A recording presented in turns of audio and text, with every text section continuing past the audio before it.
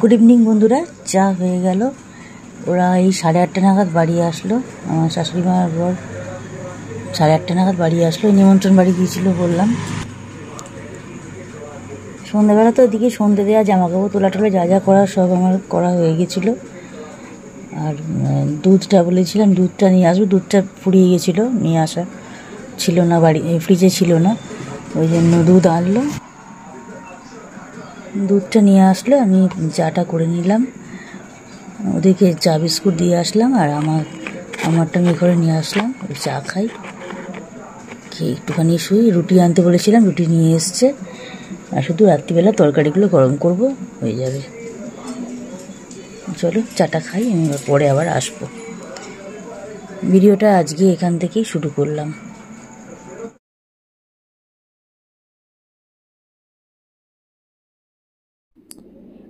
Good morning বন্ধুরা, আজকে মঙ্গলবার। দেখো টক ডাল হয়েছে, টকের ডাল আর আলু ভাতে হয়ে গেছে, আর আমি করছি পনিরের তরকারি। আজকে করব দই পনির। পনিরগুলোকে কাশ্মীরি মির্চ, একটু হলুদ গুঁড়ো আর একটুখানি গোলমরিচ গুঁড়ো আর নুন দিয়ে ম্যারিনেট করে রেখেছিলাম। তারপরে তেলেতে ভালো একটু হালকা করে ভেজে নিলাম, ভেজে নিয়ে তুলে নিয়ে ওই তেলেতে আলুগুলো দিয়ে দিলাম। আলু, টমেটো, কাঁচা লঙ্কা দিয়ে ভালো করে একটু ভাজা ভাজা করছিলাম। একটু ভাজা ভাজা করতে করতে সামান্য নুন দিলাম, দিয়ে হলুদ গুঁড়ো, লঙ্কা গুঁড়ো, ধনে গুঁড়ো, জিরে গুঁড়ো দিয়ে ভাজা ভাজা করতে করতে পনিরগুলো দিয়ে দিলাম। পনিরগুলো দেওয়ার পর এবারে আদা রসুন বাটা আর টক দইয়ের যে জায়গাটা দেখলে, টক দইতে আদা রসুন বাটা দিয়ে ভালো করে ওটা ফেটিয়ে নিয়ে টক দই বাটার এই পেস্টটা দিয়ে দিয়েছি।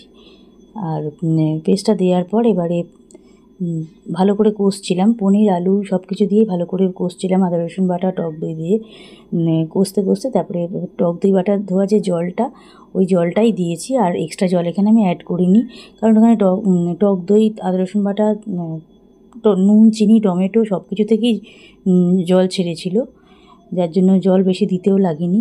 আমি ওই শুধুমাত্র ওই বাটি ধোয়া জলটুকুই দিয়েছি, টক দই বাটি ধোয়া জলটুকুই দিয়েছি, দিয়ে নুন চিনি পরিমাণ মতন দিয়েছি, দিয়ে চাপিয়ে আলুটা সিদ্ধ হতে দিলাম। আলু আর পনিরটা একটুখানি সিদ্ধ হয়ে যাবে, মানে পনিরের ভেতর গ্রেভিটা ঢুকে যাবে, আলুগুলোও সিদ্ধ হয়ে যাবে।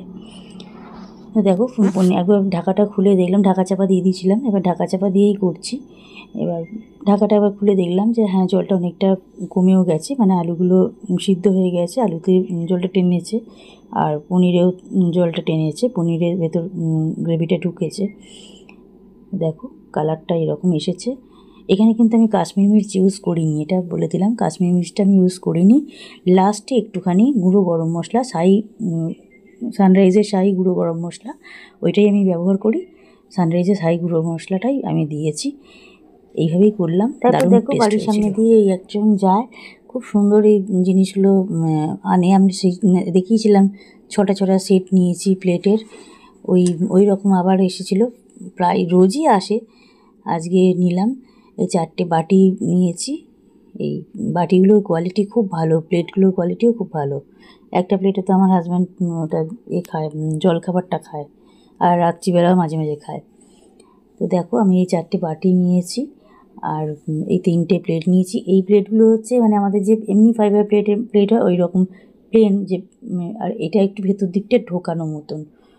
ওই আর একটা যে সাদা নীল প্রথম যেটা দেখালাম, এই যে দেখাচ্ছি ওটা, ওই প্লেটটা একটু ভেতর দিকে ঢোকা মতন, একটু বাটি টাইপের, বেশ নতুন রকম লাগলো, ওই জন্য ওইটা নিয়েছি। ও পাশের সাদা নীলটার, তার পাশে আর একটা বাটি আছে, ওই বাটির কোয়ালিটিটা খুব ভালো, ওই জন্য এটা নিলাম। ওই বাটিটা, ওই পাশে যে মাঝখানে দুটো প্লেটের মাঝখানে যে বাটিটা রয়েছে, ওই বাটিটা দারুণ কোয়ালিটি এসেছে, মানে রয়েছে জিনিসগুলো, ওই জন্য নিলাম। এই যে লাস্টে ওই বাটিটার ও পাশে যে সাদা নীল দেখো ভেতর দিকে ঢোকার মতন প্লেটটা, ওইটা নিয়েছি।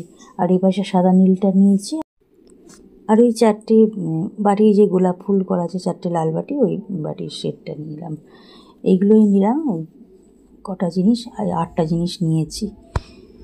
কোয়ালিটিটা খুব ভালো এসছে, প্রচুর জিনিস নিয়ে আসে, খুব ভালো কালেকশান। আমি আরও কটা প্লেট নেওয়ার ইচ্ছে আছে। একটা বাটি পছন্দ হয়েছে, আর একটা সেটা নেব, কতগুলো কাপ নেব। এগুলো এমন কিছু দাম নয়, সব জিনিসের দাম এগুলো 20 টাকা করে। আমি যতগুলো জিনিস নিচ্ছি আগে যেগুলো দেখিয়েছি বা এখন যেগুলো দেখাচ্ছি সব 20 টাকা করে।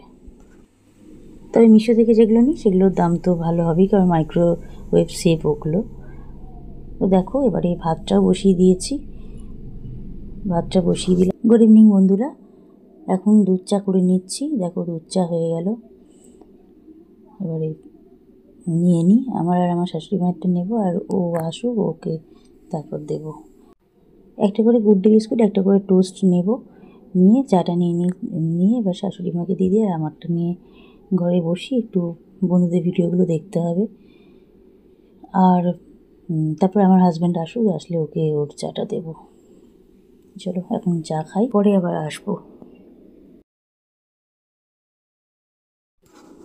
আজ সন্ধেবেলা চা তো খাওয়া হয়ে গেছিলো, আবার চা আবার রাত্রি 9:30টার পর খেয়েছি, কারণ সন্ধেবেলা আজকে 8টার পর তরমুজ আর একটু জামরুল নিয়ে বসেছি। জামরুলটা বাবার মন্দিরের প্রসাদ, আর তরমুজটা আমাদের বাড়ির। ও নিয়েছিল, নিয়ে একদম দুপুরবেলা কেটে ফ্রিজে রেখে দিয়েছিল, খেলাম সন্ধেবেলা। ভিডিওটা আর বাড়ালাম না, এখানেই এন্ড করলাম। সবাই ভালো থেকো, সুস্থ থেকো, আবার পরে আসবো নেক্সট ব্লগে। আবার তোমাদের সাথে দেখা হবে।